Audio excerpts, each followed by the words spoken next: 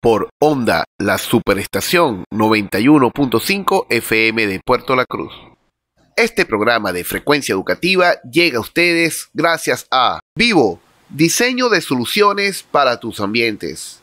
Ad Academy, ayudamos a que tus hijos construyan un mejor futuro. Colegio Integral El Manglar, brindamos oportunidades de vida.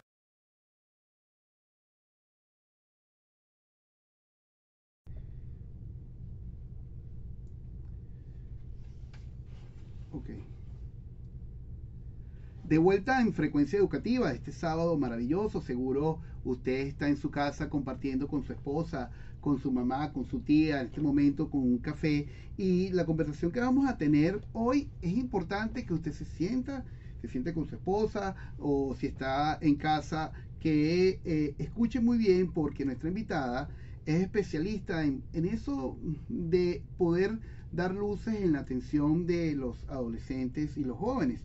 Es la psicóloga Hilda Hernández. Ella es licenciada en Psicología Clínica de la Universidad Arturo Michelena, posgrado en Psicología Clínica Infanto-Juvenil del Instituto Superior de Estudios Psicológicos de Barcelona, en España, investigadora, conferencista, y además deja mucho camino en una cuenta que se llama, de Instagram, que se llama @psicoinfantil, @psicoinfantil.be.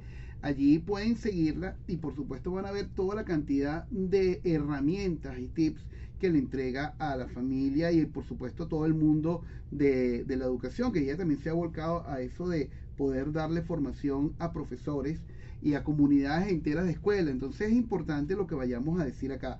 El tema que estamos tratando es cómo funciona el cerebro del adolescente. La adolescencia es una etapa muy complicada porque, bueno, en ella se ponen a prueba todo lo que en realidad tu familia te dio, se ponen a prueba tus estereotipos, también te pones a prueba en contra del ambiente, que algunas veces no es el más óptimo. Y primero, muchas gracias por estar en Frecuencia Educativa, Hilda. Hilda. Gracias a ti. Agradecida y aplaudo estos espacios donde nos informamos cada día más, porque como profesores, como educadores, como padres debemos estar en constante formación, porque la información es totalmente distinta desde hace 10 años. O sea, los estudios del cerebro de adolescentes tienen 15 años apenas y te dan luces totalmente diferentes a lo que antes se pensaba.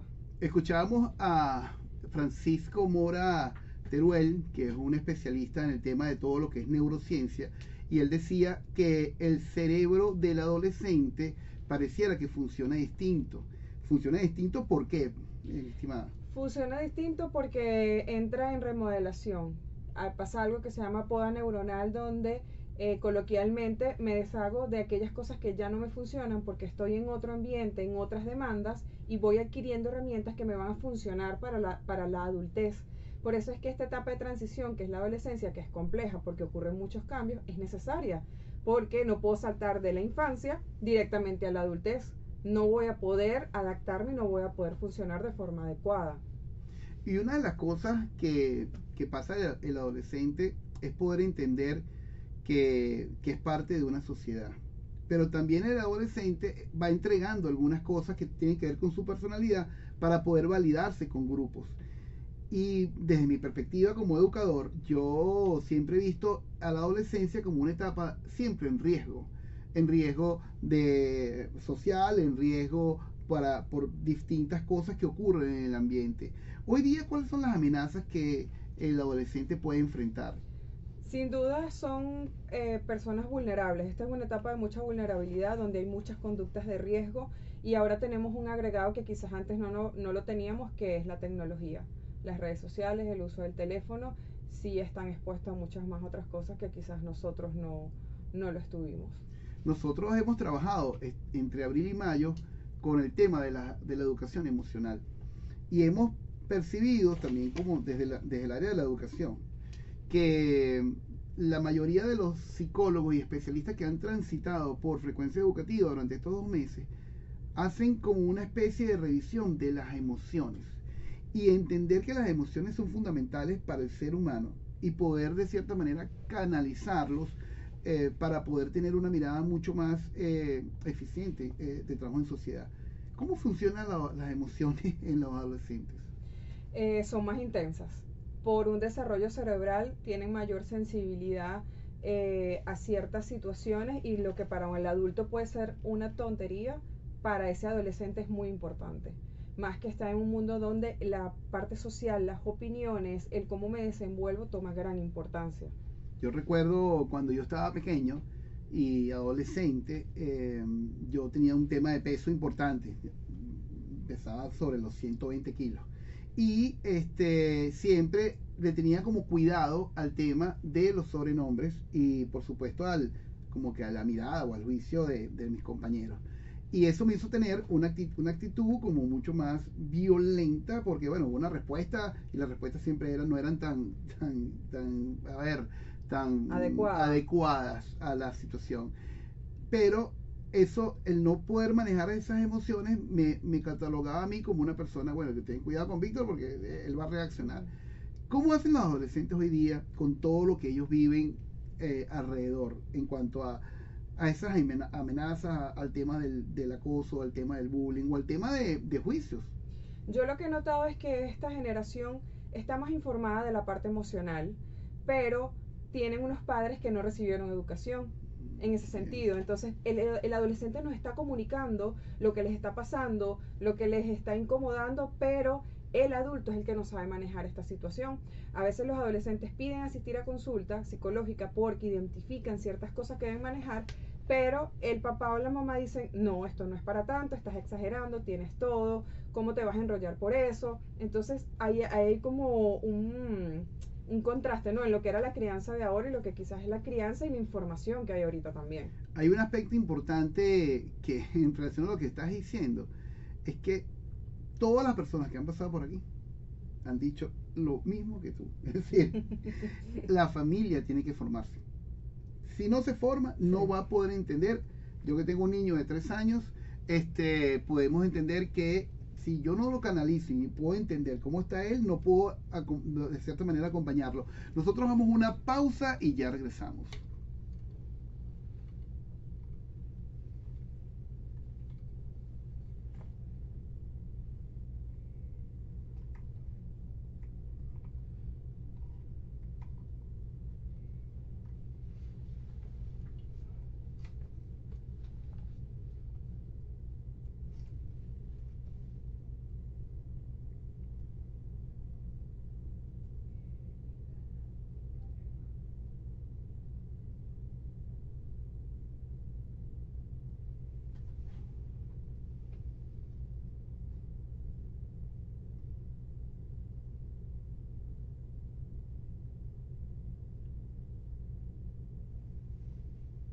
De vuelta en Frecuencia Educativa, conversando con la psicóloga Hilda Hernández. El 18 de mayo celebramos el Día de los Museos. Nosotros en la zona norte del estado de Anzoátegui nos cuesta mucho tener la referencia de un museo. Hemos tenido pocas oportunidades y es importante que la familia también se vuelque a poder visitar lo que tenemos. Tenemos el Dimitrus Demus, tenemos en Barcelona la Casa Fuerte, que no es un museo, pero funciona de cierta manera con toda la estructura, ¿no? Entonces esa es la invitación. Hemos venido conversando con la psicóloga Hilda Hernández sobre distintos temas que tienen que ver con el adolescente. Y ella tocó uno que es fundamental a nuestra manera de ver las cosas. Es que la familia tiene que prepararse para poder atender la demanda emocional de sus niños y más si es adolescente. Pero la familia tiene que atender otros temas, porque atender temas de adolescentes significa que como persona tengo que romper paradigmas, tengo que atender tabúes, el tema de la sexualidad, el tema de las adicciones, el tema de temas de hábitos alimenticios, qué sé yo, una cantidad de amenazas, pero que también la familia tiene que estar mente abierta. ¿Cómo hacerlo? Para mí el trabajo con los papás y con los educadores, porque los educadores también forman parte importante de los adolescentes, para mí es importante tener esta comunicación con ellos, reunirme con ellos para poder explicar de cierta forma por la etapa en la que están atravesando los adolescentes, la nueva información que existe y poder entender, porque cuando entendemos cambiamos la mirada y podemos acompañar de forma más adecuada a esta persona que está en pleno desarrollo. y trato de filtrar mucho la información de que llegue ese papá o esa mamá para que puedan comprender qué es lo que está pasando, porque somos una generación bisagra, fuimos criados de forma distinta y estamos tratando de hacerlo diferente, pero sanando a la vez, rompiendo patrones, tratando de no repetir conductas que nuestros padres tuvieron con nosotros, entonces la tenemos un poquito complicado. Y nosotros como seres humanos siempre tratamos de hacer lo que hicieron nuestros padres, tratamos de hacer lo que hicieron nuestros maestros, porque bueno, si bien sabemos, los buenos modelos son los que de cierta manera aprendimos, y que al final, sea malo o bueno, igualito lo voy a copiar, lo voy a replicar, ¿no? A ver, las familias, no hay una universidad de familia. ¿A dónde acudir? Yo antes criaban en tribu, ¿no? Yo creo que ahora la tribu es apoyarse en los especialistas, en el educador, en la maestra de tareas dirigidas, en el pediatra, estar en constante comunicación, y eso funciona como un gran apoyo. Los padres debemos formarnos y debemos estudiar y debemos prepararnos, debemos ir a terapia también, porque tenemos también nuestras propias heridas, nuestra carga emocional, nuestra historia personal. Entonces los hijos son como un espejo, ¿no? O sea, como que, ¿por qué me detona esto en mi hijo? Ah, es algo que debo trabajar yo. Entonces siempre debemos acudir a estos especialistas que nos puedan brindar herramientas para tener bienestar y tener calidad de vida, porque la crianza es muy difícil, sí, pero acompañada es mucho más llevadera, e informada es mucho más llevadera. La información a mí me da tranquilidad de poder entender a mi hija, a mis hijas, y poder acompañarlas y poder dar las herramientas en el momento que las necesitan, porque tenemos los muchos mecanismos de defensa de evitar, de evadir, pero en algún momento eso pasa factura, y lo que no se trabaja en la infancia y en la adolescencia viene el doble. Pasa factura. Sí, nosotros como educadores algunas veces recibimos adolescentes que, bueno, que nos cuesta mucho más. ¿Por qué? Bueno, porque tuvo un patrón de crianza que no fue el acertado. Pero entendemos que al final de cuentas tenemos que romper paradigmas, y que esos paradigmas, no necesariamente como me criaron a mí, es lo mejor. Dijiste otra cosa que es fundamental: hay que ser autodidacta.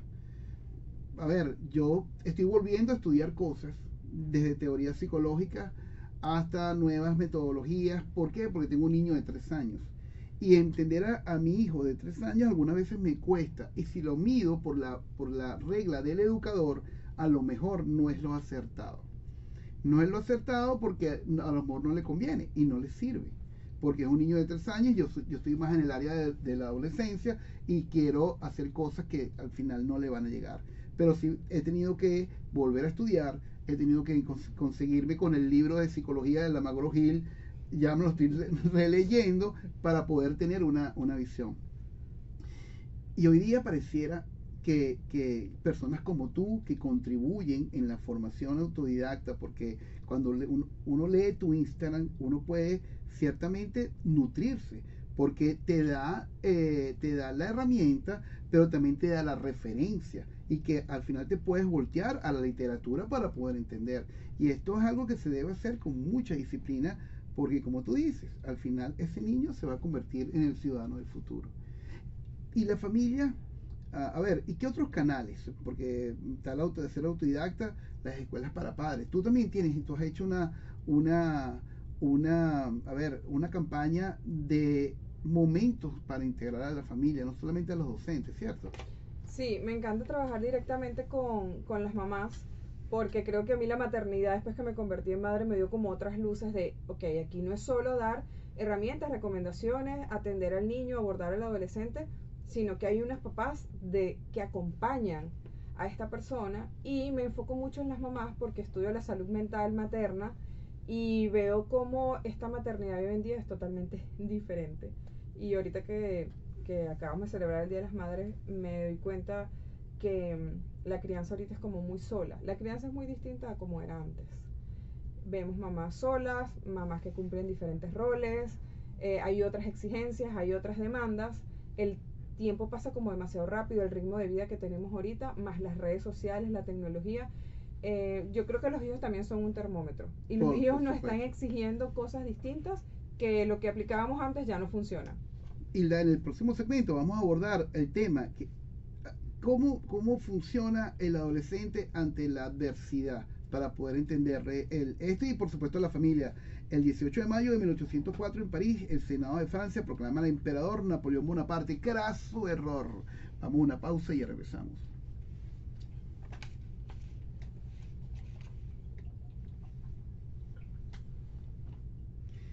Eso de generación bisagra.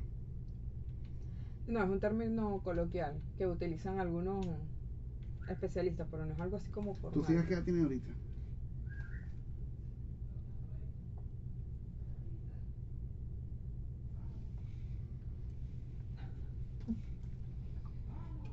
¿Ya? ¿Ya? Ah, ya. No, pero ya, antes de decir. 3 años y 4 años.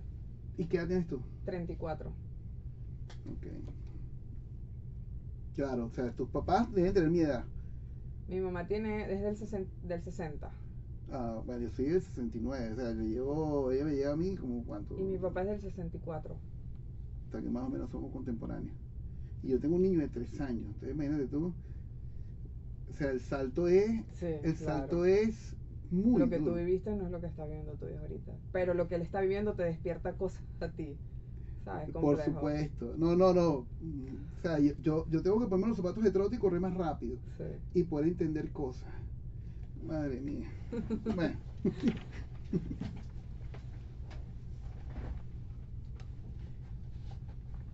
De vuelta en Frecuencia Educativa, estamos conversando con Hilda Hernández sobre cómo funciona el cerebro del adolescente, pero ustedes se preguntarán, pero estos están hablando de la familia. Bueno, pero es que no podemos entender al adolescente sin la familia.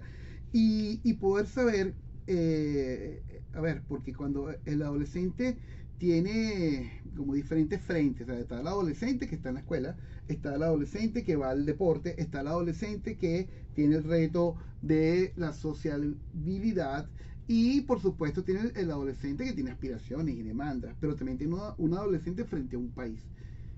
¿Cómo está el adolescente en este momento? Los noto ansiosos. Pensamos a veces, hay muchos mitos alrededor de la adolescencia y pensamos que están como desconectados, que nada les importa, no están pendientes de nada, pero realmente tienen una gran ansiedad y preocupación por tener un plan de vida. O sea, tengo adolescentes de 15 años que dicen, es que necesito saber qué voy a estudiar, a dónde voy a ir y qué voy a hacer. Y yo les digo, bueno, esto es un camino, es un proceso, lo que quieras ahorita no va a ser lo que quieras quizás dentro de 2 años. Puedes tener tu plan, no está mal, pero no desde la ansiedad, sino de ir redescubriendo qué quiero, qué necesito y pues hacia dónde voy, entendiendo que esto es muy cambiante. La semana pasada estuvimos haciendo algunos contenidos para Frecuencia Educativa y en la investigación que estábamos leyendo hay un informe de la UNICEF que se llama En mi mente. Ellos hablan que de los 1.200 millones de adolescentes que existe en el mundo, hablan de un 2 y 3% entre ansiedad y depresión. Estamos hablando de casi 70 millones de adolescentes. Ansiedad y depresión. Ansiedad lo estimula el ambiente, cómo trabajar la ansiedad, cómo saber, o como una mamá en este momento, o un papá, cómo sabe ese papá que su hijo tiene un proceso depresivo o tiene ansiedad. ¿Cómo es la conducta? Son adolescentes que antes disfrutaban hacer algo y de repente ya no lo disfrutan. Hay muchos adolescentes que prefieren estar en la casa y no hacer actividades fuera de casa. No podemos obviar el tema de la pandemia, que todavía se sigue incluyendo en la historia clínica, y yo siempre le pregunto a los adolescentes cómo fue la pandemia, cómo la viviste. Y hubo muchos adolescentes que en esa etapa desarrollaron pues ataques de pánico, ansiedad, depresión. ¿Por qué? Porque el confinamiento nos llevó a no había escapatoria. O sea, tenías que estar contigo mismo. Y en esa etapa de la adolescencia, pues somos más vulnerables a desarrollar ciertos trastornos como la depresión y la ansiedad, porque hay muchos cambios a la vez. ¿Cómo trabaja el papá? Es decir, ya que sabe que su hijo está en una actitud, una conducta que le prende una alerta o levanta una bandera, ¿qué debe hacer el papá? Buscar ayuda profesional inmediatamente, porque no es algo que como papás podemos resolver solos, ¿sabes? Ya cuando hay un trastorno requiere la intervención clínica y trabajar en conjunto con el colegio, porque tú lo acabas de decir, es un adolescente que se desenvuelve en diferentes entornos y siempre el contexto hay que tomarlo en cuenta, los ambientes donde él está. Entonces buscar ayuda profesional y hacerle caso a ese adolescente, porque siempre podemos pensar como papás que es manipulación, que estás exagerando, y cuando hacemos eso cortamos la comunicación, que es algo tan importante con ellos. Claro, un adolescente que se acerca, por ejemplo, yo lo veo mucho en mi profesión. Cuando un adolescente viene a ti, hay que tener todos los sentidos ahí con él. Porque si él medio entiende que lo estás atendiendo por un cheque o por simplemente es tu trabajo, Sí. se voltea y no te sigue hablando. Yo creo que es fundamental entender que el adolescente siempre te va a decir algo. Te lo va a decir con la mirada, te lo va a decir con la actitud, te lo va a decir Con un chiste. con un chiste o simplemente no estando. O sea, y al final esa bandera, cuando dijiste que tenía que abordar la ayuda clínica o la ayuda técnica, psicológica, también tenemos que romper un tabú. Vivimos una sociedad, aunque se ha movido a entender que es importante la terapia, el acompañamiento, eh, también es un tema tabú. Es decir, ir a un psicólogo, decir que voy a un psicólogo significa, epa, tienes una enfermedad mental, y no Sí. es así. No, no es así. Tienes razón, ya no es tan tabú como antes, sin embargo hay ciertas familias que tienen recelos con el hecho de ir al psicólogo, pero por otra parte también he observado a estos adolescentes que toman en cuenta la parte de salud mental y psicológica, quizás por la información que se maneja en redes o porque se trabaja el tema en la parte educativa, pero son adolescentes que le dicen a los papás, quiero ir al psicólogo, necesito ir al psicólogo, porque sus otros compañeros también lo comentan. Sí, eh, o por la profesión en la cual valoro y amo profundamente, hemos tenido como la fortuna de escuchar adolescentes durante 30 años seguidos. Y ellos siempre van a decir, ellos siempre van a hablar, ellos siempre van a buscar las alternativas, mucho más que sus papás. Lo otro es que la familia esté abierta a escuchar. Sí. Hemos tenido niños que quieren ayuda, pero la familia dice que no. Sí, o es muy común pensar que es manipulación o está llamando la atención, pero bueno, si está llamando la atención es porque la necesita, algo pasa ahí.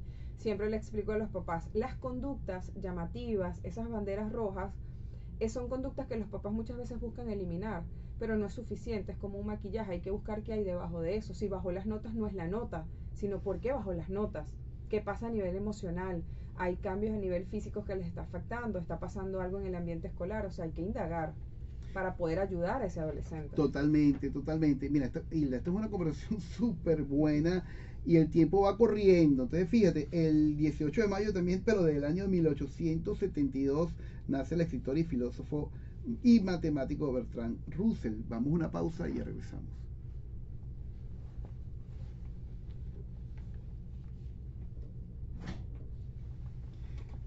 Mi esposa dice, este es el último. Uy, qué rápido, qué rápido. Pasa rápido. Qué rápido. Y este es de 4 minutos, Hilda. Es como 4 o 5. 4 o 5. Y si le jalo a aquel. Chavo, si mandas, vale. Mi esposa dice, bueno, mi esposa dice que Sócrates es un niño altamente altamente sensible. A los niños paz. Ajá. Lo que pasa es que eso no es un término clínico, no está en el DSM, pero hay neurocientíficos que lo utilizan. Explican que por ciertas estructuras en el cerebro pueden ser más sensibles al entorno. Son estos niños empáticos, ¿sabes? Que sí son más sensibles, esa es la palabra. Bueno, ya después te voy a pedir una consulta, pero ya como profesional y vamos Dale, como familia. okay. Cuando usted diga, señor Hitler.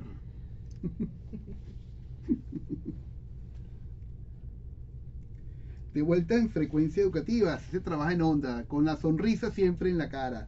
Onda, la superestación, estamos en Frecuencia Educativa hablando sobre el mundo de las emociones en el adolescente, pero debemos entender, esta conversación se ha volteado a no tanto al adolescente, sino a las personas que manejamos a los adolescentes para poder tratar de dar una respuesta a esos muchachos que hoy día, frente a todo lo que viven en cuanto a estímulo, en cuanto a aspiraciones, en cuanto a grupos, en cuanto a actividad deportiva, siempre va a haber un reclamo y siempre va a haber una angustia, y que al final es enseñarles desde mi tribuna, mi estimada Hilda, yo siempre pienso que siempre va a haber una oportunidad y que siempre va a haber un tiempo adverso y que además de eso hay que aprender del tiempo adverso. Yo le decía a mis estudiantes, o siempre le digo a mis estudiantes, que no puedes quedarte con lo malo. Tienes que aprender de lo malo para poder seguir adelante y poder levantarte y poder limpiarte las rodillas y poder... Pero eso suena muy bonito, pero para un adolescente puede sentirse como que se le cayó el edificio. Sí. Entonces, en ese sentido, ¿cuál es el llamado? ¿Cuál es el llamado? Pero no al adolescente, a los padres y a las escuelas, a las escuelas. A los padres y a los colegios que aún están con niños, que están en la parte de la infancia, es que podemos sembrar para cosechar en la adolescencia. Muchos padres les preocupa, o sea, ¿pero puedo hacer algo antes de esta tormenta cerebral?